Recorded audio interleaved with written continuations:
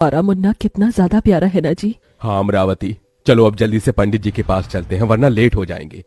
अमरावती राजेंद्र अपने बेटे के साथ गाड़ी में बैठते हैं और जल्दी से पंडित जी के पास पहुंच जाते हैं। वो पंडित जी कोई मामूली नहीं बल्कि एक सिद्ध पंडित जी थे। तुम्हारे बेटे के नक्षत्र और कुंडली के हिसाब से तुम्हारे बेटे का नाम परम होगा। इसके साथ ही इसके हाथ की रेखाएं बता रही हैं कि इसका भविष्य बहुत साकार होगा। ये अपने जीवन में सारे लक्ष्यों को हासिल करेगा। लेकिन क्या पंडित जी? आपके बेटे की रेखाओं में एक नहीं बल्कि 3 शादियों का योग है। पंडित जी, ये आप क्या कह रहे हैं? तुम्हारे बेटे की एक नहीं बल्कि 3 शादी होंगी।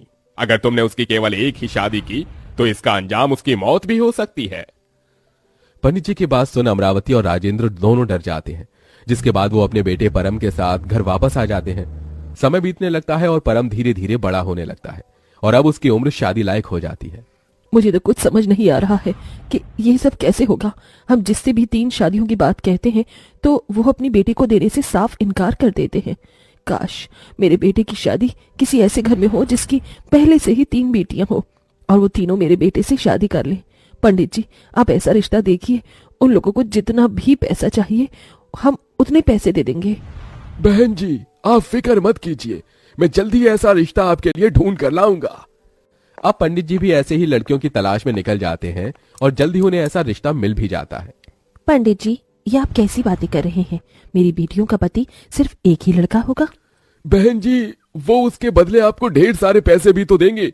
अब आप जरा अपने घर की हालत देखिए, 3 बेटियां, इनकी शादी का बोझ है आपके सिर पर। कैसे करेंगी उनकी शादियां? भाई मेरी बात मानिए और इस रिश्ते के लिए हाँ कर दीजिए। पंडित जी की बात सुनकर और पैसों के लालच की वजह से कलावती इस रिश्ते के लिए हाँ कर देती है। कलावती जैसे ये बात अपनी बेटियों को बताती है, माँ, मेरा और कुमकुम का तो ठीक है, लेकिन क्या ये सुरभि की बच्ची भी हमारे साथ जाएगी? इसकी शादी करना जरूरी है क्या? हम नहीं चाहते हमारी सौतेली बहन हमारे साथ रहे। बेटा, चाहती तो मैं भी नहीं हूँ, लेकिन उन्हें 3 लड़कियां ही चाहिए, इसलिए मैंने इस रिश्ते के लिए हाँ कर दिया। मेरे बाल माँ। मेरी बात कान खोलकर सुन। भले ही तेरी और मेरी बेटियों का पति एक है, लेकिन तू वहां पर मेरी बेटियों की नौकरानी बनकर रहेगी और उनका ख्याल रखेगी।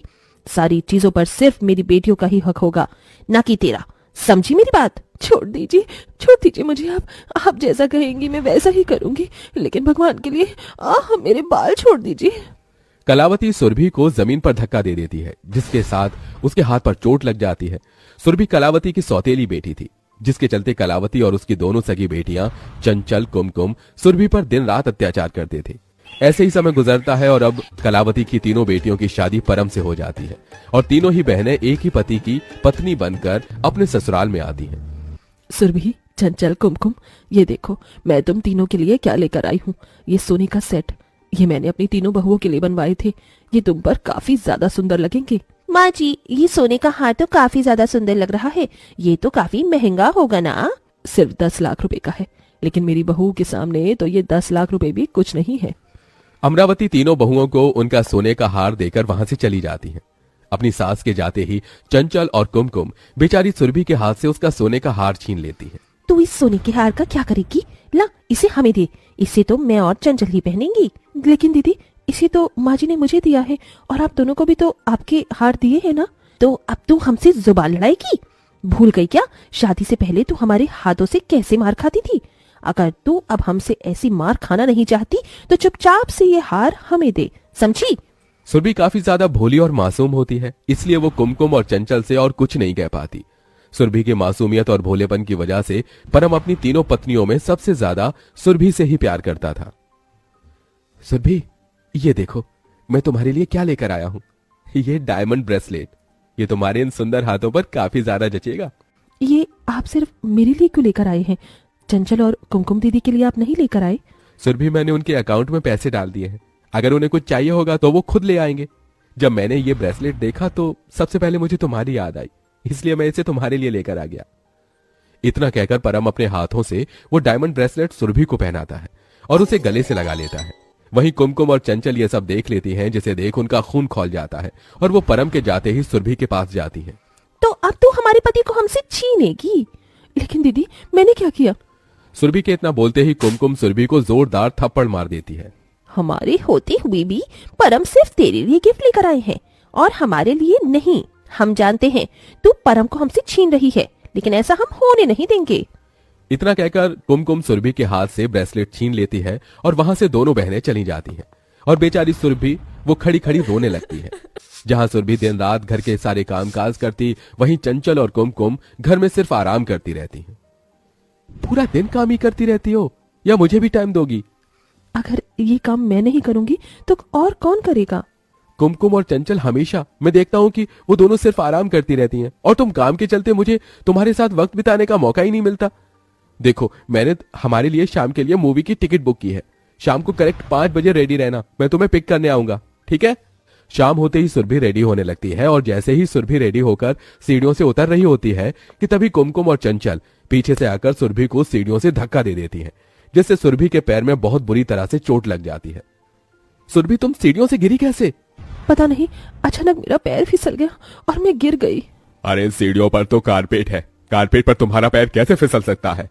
अरे उस बेचारी की चोट लगी हुई है और आप दोनों हैं कि सीआईडी की तरह तहकीकात कर रहे हो। बहू तू आराम कर और आप दोनों चलिए मेरे साथ। सुरभि जानती थी कि यह सब उसकी दोनों बहनों ने किया है, लेकिन वो उसके बारे में किसी को नहीं बताती। दिन बीतने के साथ साथ दोनों बहनों का अत्याचार भी सुरभि पर बढ़ता ही जाता है, लेकिन सुरभि किसी से कुछ नहीं कहती। मैडम, तो आपकी बेंगलुरु वाली प्रॉपर्टी के 3 हिस्से करने हैं और तीनों हिस्से आपकी तीनों बहू के नाम होंगे। जी लॉयर साहब, 2 करोड़ की प्रॉपर्टी मेरी तीनों बहू के हिस्से में आ जाएगी और उन्हें जब भी इसकी जरूरत हो तो वो इसका इस्तेमाल करेंगे। अमरावती और लॉयर की बात चंचल और कुमकुम चुपके से सुन लेती है। चंचल, अगर इस प्रॉपर्टी के 3 हिस्से होंगे तो हमें सिर्फ 2 करोड़ मिलेंगे और अगर 2 हिस्से हुए तो हमें 3 करोड़ मिलेंगे, लेकिन इसके लिए हमें उसे सुरभि की बच्ची को अपने रास्ते से हटाना होगा। लेकिन हम ये सब कैसे करेंगे? कुमकुम और चंचल सुरभि को जान से खत्म करने का प्लान बनाते हैं और बिरजू मोहन नाम के 2 गुंडों को सुरभि की सुपारी देते हैं। उस दिन घर में कोई भी नहीं होता। इसका फायदा उठाकर बिरजू मोहन घर के अंदर घुस जाते हैं और सीधा सुरभि के कमरे में चले जाते हैं। सुरभि उस समय फोन पर किसी से बात कर रही होती है। दोनों गुंडों को देखकर सुरभि बहुत डर जाती है। कौन हो तुम लोग और मेरे कमरे में कैसे आए हो? हम यमराज हैं और तुम्हें यहाँ यमलोक पहुंचाने आए हैं। सुरभि उन दोनों गुंडों से बचने की काफी कोशिश करती है, लेकिन वो दोनों गुंडे सुरभि को घेर लेते हैं। वो दोनों गुंडे सुरभि को मारने वाले होते हैं कि तभी वहां पर परम पुलिस के साथ पहुंचता है। सुरभि, तुम ठीक हो ना? कौन हो तुम दोनों और तुम सुरभि को मारने के लिए क्यों आए हो? परम के पूछने पर वो दोनों गुंडे सब बता देते हैं। थोड़ी देर में चंचल और कुमकुम भी आ जाती हैं। उन दोनों के आते ही परम उन्हें एक जोरदार थप्पड़ मार देता है। परम जी, ये आपने क्या किया? आपने मेरी दोनों बहनों पर हाथ उठा दिया। ये सब मेरी वजह से हुआ है। मैं सौतेली हूं ना, इसलिए अगर मैं सगे होती तो आज मेरे साथ ऐसा नहीं होता। मैं आप लोगों की जिंदगी से हमेशा के लिए चली जाती हूँ। चंचल, कुमकुम दीदी, मैं इस बारे में किसी को कुछ भी नहीं बताऊंगी और आपको भी मेरी कसम है, आप इस बारे में कुछ नहीं करेंगी। मेरी बहनें जेल नहीं जाएंगी। इतना बुरा बर्ताव करने पर भी सुरभि की ऐसी बातें सुन चंचल और कुमकुम का सिर शर्म से झुक जाता है। सुरभि, बचपन से लेकर आज तक हमने तुम्हारे साथ इतना सब कुछ किया, उसके बाद भी आज तुम हमें पुलिस से बचा रही हो। हमें माफ कर दो। तुम नहीं, बल्कि हमें तुम्हारी जिंदगी से चले जाना चाहिए। तुम और परम खुश रहो।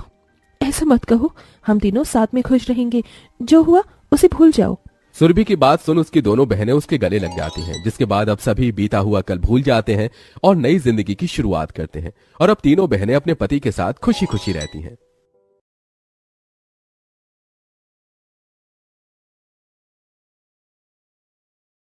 गरीब हिमानी एक अमीर महिला मेनका के बड़े से घर में फर्श साफ कर रही थी और मेनका सोफे पर बैठी थी। तभी मेनका का पति हरीश घर आता है।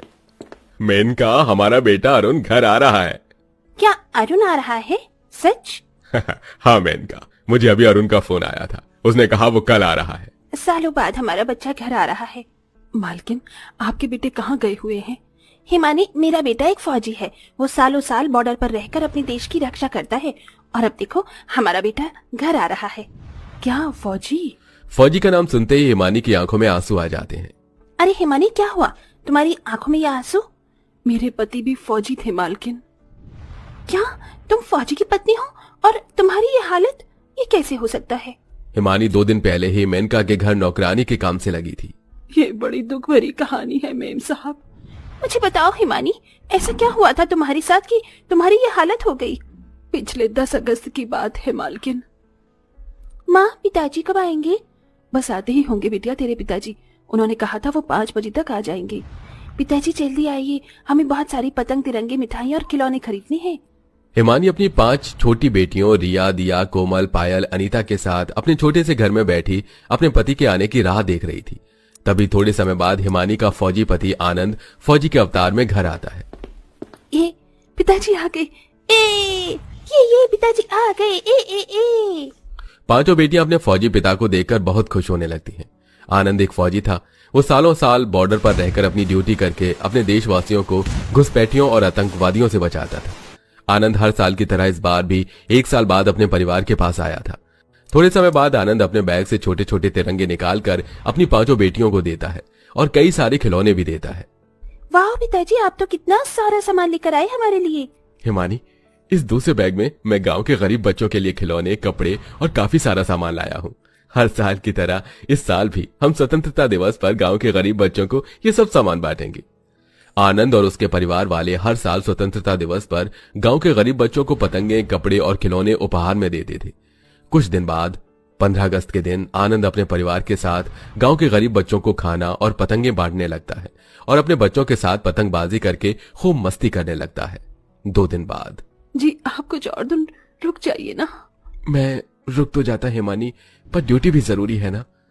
एक फौजी का जीवन यही होता है कि उसे अपने देशवासियों की रक्षा के लिए अपने परिवार को छोड़कर सरहद पर जाकर अपने वीर जवान होने का फर्ज निभाना पड़ता है। तभी अपने परिवार से मिलकर आनंद बॉर्डर पर अपनी ड्यूटी करने चला जाता है। अब हिमानी अकेली अपनी बेटियों का ख्याल रखने लगी। हिमानी की 5 बेटियां रोज स्कूल जाने लगी और हिमानी अकेली घर में रहकर घर के काम करने लगी। इसी तरह कुछ महीने बीत गए। तभी एक दिन हिमानी के मोबाइल पर आनंद का कॉल आता है। हाँ आनंद जी, बोलिए। तभी उधर से आनंद का एक ऑफिसर महेश बोलता है। हिमानी जी, मैं आनंद का ऑफिसर महेश बोल रहा हूँ। जी साहब, बोलिए। मुझे बड़े अफसोस के साथ कहना पड़ रहा है हिमानी जी, आपके पति आनंद शहीद हो गए बॉर्डर पर अचानक जंग छिड़ने पर। बाकी कुछ जवान फौजियों के साथ आनंद भी शहीद हो गए। इतना सुनना था कि हिमानी के हाथ से फोन छूट जाता है और वो पुतले की तरह खामोश हो जाती है। क्या हुआ माँ? आनंद जी, आनंद जी। हिमानी बेतहाशा रोने लगती है। माँ क्या हुआ? माँ बताइए ना माँ, क्या हुआ? आनंद जी। तभी हिमानी की आवाज सुनकर आस पड़ोस वाली महिलाएं हिमानी के घर में आती हैं। आनंद की मौत की खबर सुनकर आस पड़ोस वाले गांव वाले सब काफी दुखी हो जाते हैं। बहरहाल कुछ दिनों बाद हिमानी और उसकी बेटियों के बड़े ही दर्दनाक बीतते हैं दिन। एक दिन सवेरे हिमानी अपनी 5 बेटियों के साथ अपने छोटे से घर में उदास बैठी थी। हिमानी के हालात बहुत ही गरीबी वाले हो चुके थे। माँ कल रात से हम भूखे हैं, हमें खाना दीजिए ना माँ। हाँ माँ, हमें भूख लगी है। अब क्या दूं मैं बच्चों को खाने के लिए? घर में तो अन्न का एक दाना तक नहीं है, ना मेरे पास पैसे हैं। आनंद जी, ये किस परिस्थिति में आप हमें छोड़कर चले गए? अब कैसे मैं अपनी बेटियों का पालन पोषण करूंगी? आनंद के जाने के बाद हिमानी और उसकी बेटियों के जीवन में काफी गरीबी आ चुकी थी। तभी अपनी बेटियों की भूख को तड़प देखकर हिमानी घर से बाहर आती है। अब मुझे ही कहीं काम करके अपनी बेटियों का पालन पोषण करना होगा। तभी हिमानी गांव में दुकानों कारखानों में जा जाकर काम मांगने लगती है, पर कोई भी हिमानी को काम नहीं देता। तभी हिमानी एक पेड़ के नीचे आकर बैठ जाती है। भगवान जी, अब क्या करूं मैं? मेरी बच्चियां घर में भूखी बैठी हैं और मुझे कहीं काम भी नहीं मिल रहा है। मुझे कोई काम दिलवा दीजिए भगवान जी। तभी एक अमीर महिला मीनाक्षी हिमानी के पास आती है। क्या हुआ बहन, तुम रो क्यों रही हो? तभी हिमानी मीनाक्षी को अपने बच्चों की भूख और काम न मिलने की बात बताती है। अच्छा सुन, क्या तू मेरे घर में सफाई करने का काम करेगी? मैं तुझे रोज की 100 रुपए दिया करूंगी। बहुत बहुत धन्यवाद आपका बहन। तभी मीनाक्षी हिमानी को अपने बड़े से घर में ले जाती है और उसे 100 रुपए देती है, जिसके बाद हिमानी उसी समय से मीनाक्षी के घर सफाई का काम, नौकर काम करने लगती है। ये कैसी परिस्थिति आ गई मुझ पर कि मुझे नौकरों की तरह लोगों के घर पर काम करना पड़ रहा है। इसी को जिंदगी कहते हैं दोस्त। इंसान का जीवन इंसान को कब किस मोड़ पर कैसे लाकर खड़ा कर दे, ये कोई नहीं जानता। पति के साथ हुए हादसे के बाद हिमानी का हंसता खेलता जीवन ही उजड़ चुका था। तभी शाम तक कड़ी मेहनत करने के बाद हिमानी 100 रुपए में थोड़ा राशन लेकर घर आती है और थोड़ा खाना बनाकर अपने बच्चों के साथ बैठकर खाने लगती है। माँ, कल परीक्षा की फीस के पैसे मंगाए हैं टीचर ने। बच्चों, अभी हमारी परिस्थिति बेहद खराब है। तुम 5 अब स्कूल जाना बंद कर दो, क्योंकि तुम्हारी पढ़ाई का खर्च अब मैं नहीं उठा पाऊंगी। गरीबी हालात ने ऐसा मजबूर कर रखा था कि हिमानी का परिवार दाने दाने को तरस रहा था।